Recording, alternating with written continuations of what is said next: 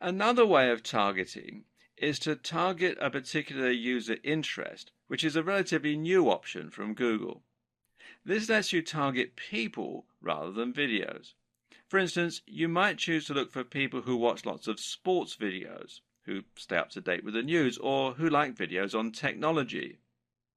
In many ways, this option is actually better than targeting the topics of videos.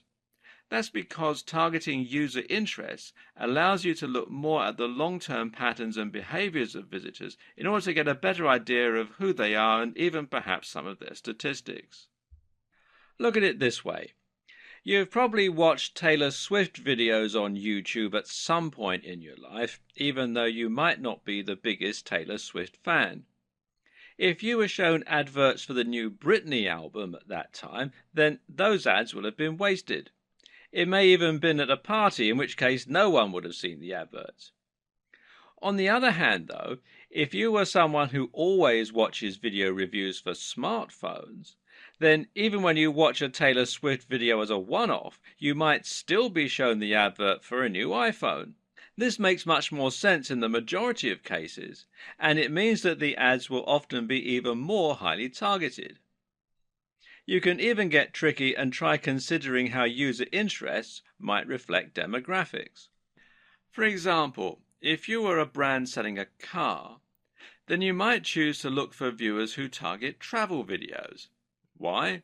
Because travel videos suggest that the viewer has a bigger disposable income and thus may be more likely to afford a big-ticket item like a car. Conversely, you might look for someone who looks at style websites and show them videos on dating.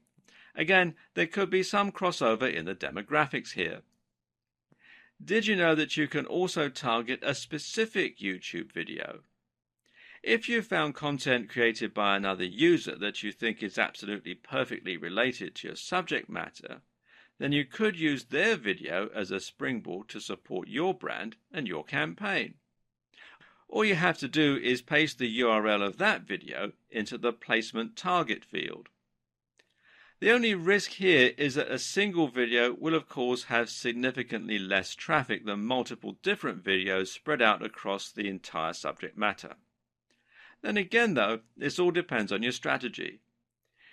If you want to be as targeted as possible and to really convert a very specific niche, then you can find a video that's being watched only by the kind of person who might be interested in buying your products. Google Remarketing is another advanced targeting technique which can be used with YouTube. Basically, remarketing means that you're showing adverts to people who have already shown an interest in your content.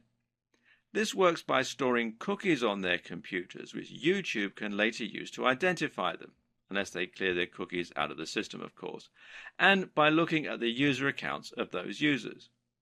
This is great because it allows you to once again avoid people who have no interest in your content, and the options available here are also quite varied, allowing you to pick very specific people to advertise to. The options here include users who've watched any of your videos before, users who have taken an action such as clicking like or leaving a comment, people who have previously viewed your videos in an in-stream ad, people who have subscribed to your channel. All these options are great, and again they vary in terms of their scope and how targeted they are. Going only for people who have liked or commented will significantly limit the number of people your ads are exposed to. But these are key and crucial people because they've shown a willingness to engage with your content, to actually listen to what you're saying, and to follow links. It shows much more engagement and trust if someone actually interacts with your brand versus simply watching your video, which may even have been a mistake. Obviously, there's also nothing to stop you from using multiple different marketing strategies at once to reach a broad but highly targeted audience. For example, you could opt to use remarketing for people who have liked your content, to put your ads on some specific videos, and to advertise to people with specific interests. Your thumbnail is another highly crucial element of your campaigns, and especially when it comes to in-search ads. Your thumbnail is essentially the small image that will show when your video appears in search results or suggested videos. This is also important for your general YouTube marketing strategy and for all the other videos on your account. The aim of your thumbnail is to grab attention and to stand out amongst the other videos. At the same time, though, it should ideally match your other videos so that you have a consistent feel across your whole channel. This means that you might use the same font on all your thumbnails, for example.